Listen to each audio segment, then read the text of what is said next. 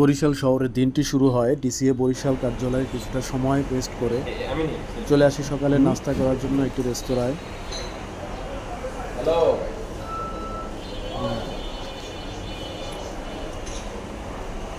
সকালের নাস্তাটা ভালোই ছিল।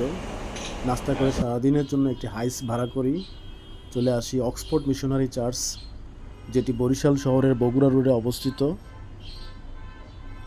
এই চার্চের ভেতরের দৃশ্য খুবই মনোরম। বিশাল একটি দিঘি রয়েছে আর চারপাশে রয়েছে সারি সারি পাম ট্রি।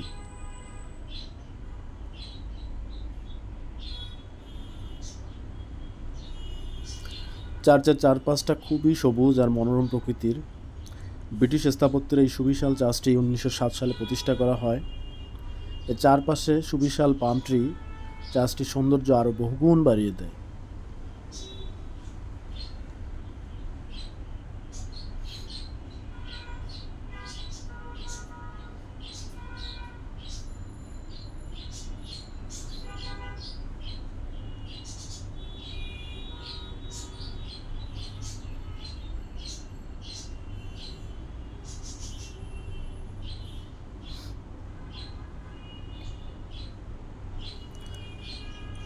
গির্জাটি একতলা হলেও উচ্চতায় 5 তলার সমান।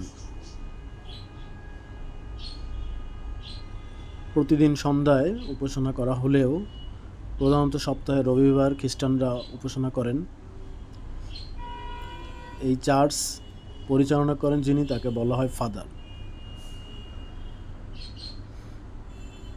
ভেতরে তাদের উপাসনার উপকরণ রয়েছে। বিল্ডিংটি উঁচু হলেও উঁচুর কারণে গির্জার ভেতরটা অনেক সুবিশাল মনে হয়। বাইরের দেশের গির্জাগুলো আমরা টিভিতে যেমনটা দেখি, এখানকার গির্জাটিও ঠিক তেমনই এর ভেতরের দৃশ্য। চার্চের ভেতরের এরিয়া একটি প্রাথমিক ও মাধ্যমিক বিদ্যালয় রয়েছে, আরও রয়েছে আবাসিক ভবন। এখানে একটি সুবিশাল খ্রিস্টানদের কবরস্থান রয়েছে। কবরস্থানটি আবার দুটি অংশে বিভক্ত, একটিতে ফাদার যারা হন তাদের জন্য, অন্যটিতে সাধারণ খ্রিস্টানদের কবর দেওয়া হয়।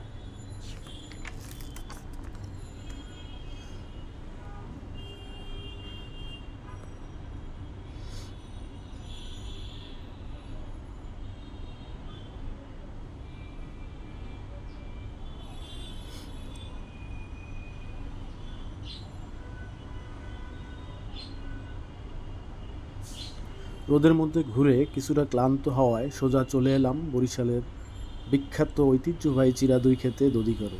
এটি বরিশালের ঐতিহ্যবাহী দধিঘরের চিরা দই।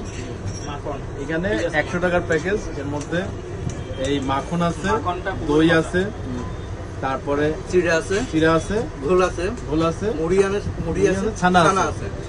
ওকে, টোটাল প্যাকেজ 100 টাকা। মাখনটা পুরো টেস্ট।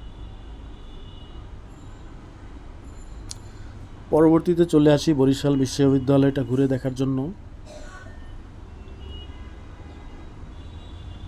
সময় খুব কম থাকায় আমরা সেখানে বেশি সময় দিতে পারিনি, তবে ম্যাক্সিমাম ফ্যাকাল্টি এটির যে প্রধান ভবন এটার ভেতরেই অবস্থিত।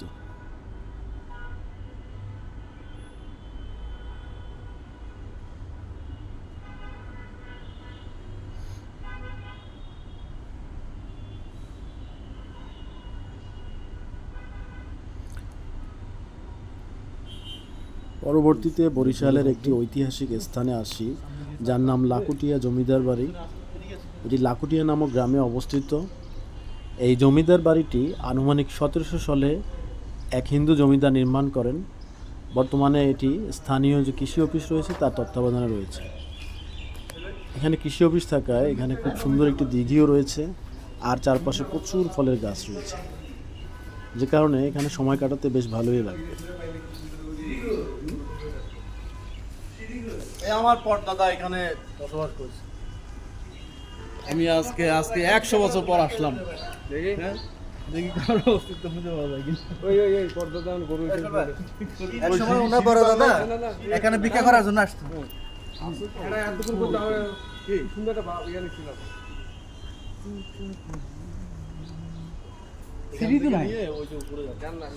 দুপুরের খাবারের পরে আমরা সবাই বেশ ক্লান্ত ছিলাম, তাই কিছুটা সময় গাড়ির মধ্যে মিউজিকের সাথে হেলে দুলে একটু ঘুমিয়ে নিই, যেটাকে বলে মিউজিক উইথ ঘুম।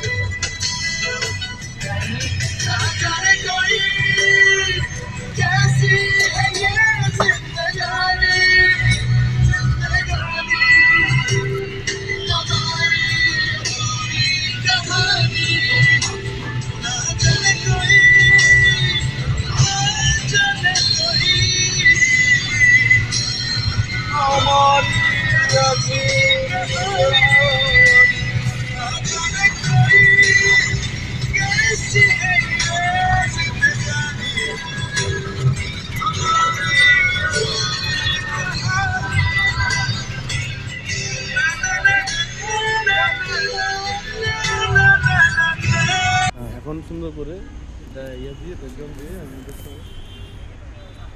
চলে আসলাম অন্যতম আকর্ষণীয় স্থান গুঠিয়া জামে মসজিদ। নান্দনিক এই মসজিদটি প্রায় 14 একর জায়গা জুড়ে অবস্থিত। মূলত এটি একটি মসজিদ কমপ্লেক্স। এখানে রয়েছে মসজিদ, এতিমখানা, ঈদগাহ, মাদ্রাসা, বিশাল একটি পুকুর আর চারপাশে রয়েছে প্রচুর ফলের বাগান। এই মসজিদটির মিনারের উচ্চতা 193 ফুট।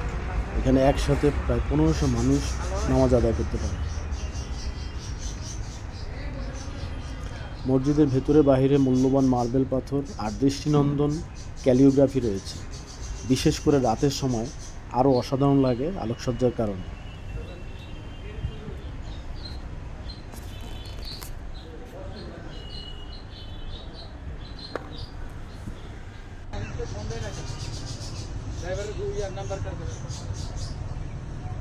মসজিদটির সামনেই অবস্থিত পুকুর পাড়টি খুবই সুসজ্জিত। ছায়াগ্রা পরিবেশে দূর দূরান্ত থেকে আগত অনেক মানুষ এখানে কিছুটা সময় বিশ্রাম নিতে পারে।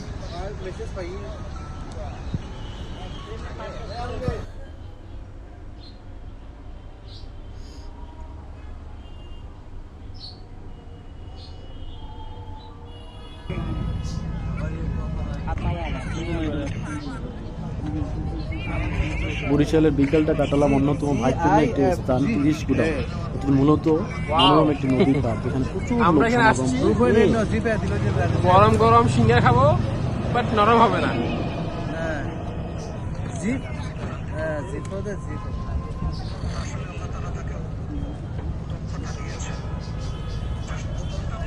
এখানে কিছুটা সময় বসে আমরা এখানকার বিখ্যাত নাগা সিঙ্গারা আর প্রকৃতি উপভোগ করি। সন্ধ্যায় আমাদের সারাদিনের জন্য রিজার্ভ করা গাড়িটি আমরা ছেড়ে দিই। একটি নাম করা স্ট্রিট দোকানে প্রবেশ করি, যার নাম সকাল সন্ধ্যা রেস্তোরাঁ। চলো সন্ধ্যা।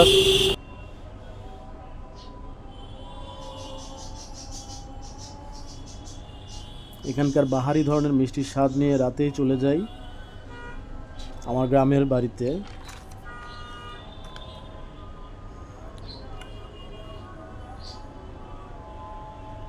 আমার গ্রামের বাড়িতে নবনির্মিত একটি ছোট ঘর রয়েছে।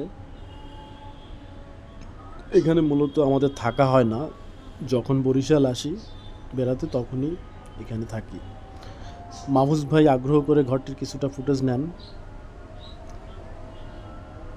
আগে বরিশাল তেমন একটা আসা হইতো না, কিন্তু ঘরটির মায়া পড়ে এখন চেষ্টা করি 1-2 মাস পর পর আসার জন্য। এখানকার পরিবেশটা খুবই নিরিবিলি, আমার কাছে খুবই ভালো লাগে। 2-1 দিন যাই থাকি এখানে।